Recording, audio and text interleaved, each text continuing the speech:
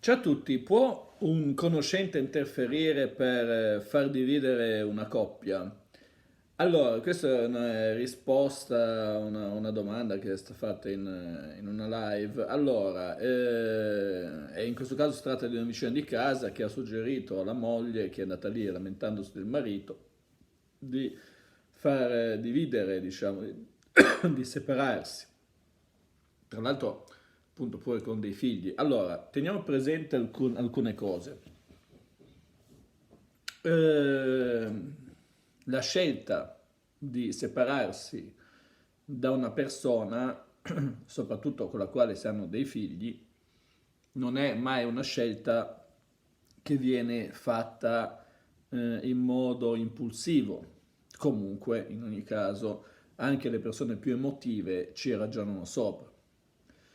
Il fatto di chiedere o di lamentarsi, di andare a lamentarsi, a chiedere ad altri se vale la pena separarsi, se è meglio separarsi oppure no, indica già che tu la decisione l'hai presa, perché e vai solo in giro a cercare conferme della tua decisione. È come quando uno si chiede a se stesso lo amo o non lo amo. Nel momento in cui ti chiedi se ami una persona o se non la ami, è evidente che non la ami, perché l'amore non ha bisogno di domande. Quando uno è innamorato di una persona non si pone il dubbio, l'amerò o non l'amerò.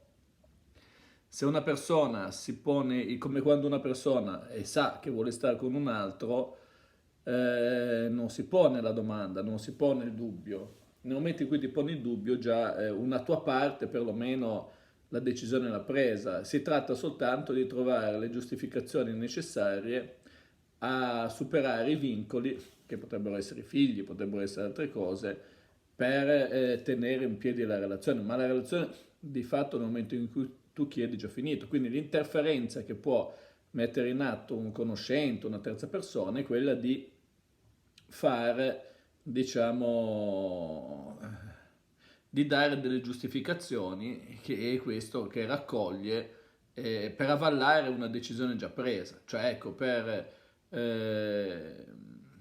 è ovvio che se la persona avesse detto il contrario, no, ma lascia perdere, ma cosa ti separa a fare, così, avrebbe, insomma, se la decisione è presa, questa avrebbe cercato altre persone fin tanto che non trovava qualcuno che gli diceva no, ma lascia perdere, perché se tu chiedi a 10 persone, diciamo, troverai 10 risposte diverse, ma poi qualcuno che ti dà la risposta che vuoi sentirti dire, la trovi.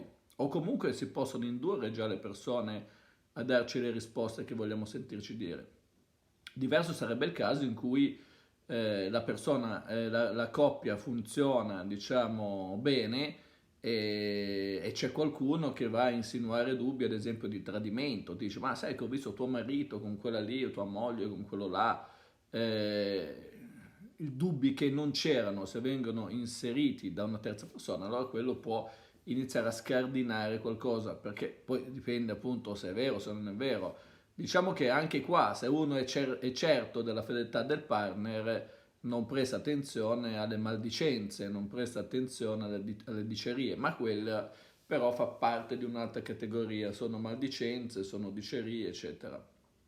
Poi vere o non vere, ma lì è la volontà di andare a seminare. Nel momento in cui tu vai a chiedere a qualcun altro, vai a lamentarti, vai a chiedere a qualcun altro, questo qualcun altro, supponiamo in perfetta buona fede, ti dà la sua opinione. Io farei così. Certo è che questo qualcun altro, come dire, non è che puoi andare a dire no, tu dovevi dirgli in un modo piuttosto che in un altro. La cosa da fare con questa terza persona è evidentemente quella di ignorarla, di essere indifferenti, perché ehm, come dire, se qualcuno va a chiedere a qualcun altro e quello ti dà la sua opinione, è normale che ti dia la sua opinione. Se tu vai a chiedere a qualcuno che è un conoscente, lui ti dà la sua opinione, poi sta a te cosa fartene di questa opinione.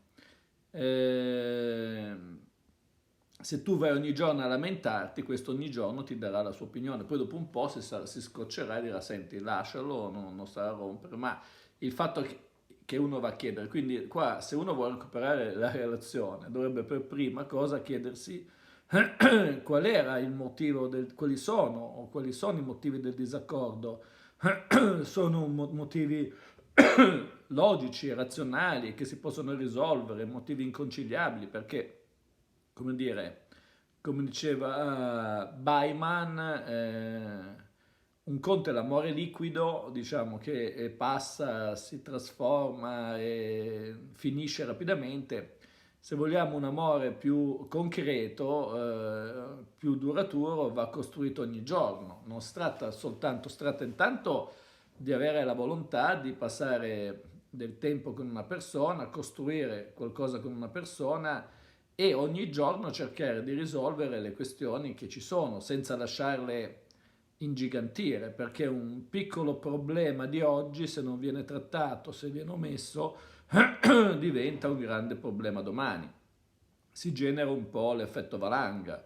Quindi se vogliamo concentrarci sulle soluzioni, le soluzioni non sono come interagire con questa terza persona, le soluzioni sono cosa fare volendo, prima trovare una soluzione al problema, cercare di capire perché si è arrivati a quel punto lì.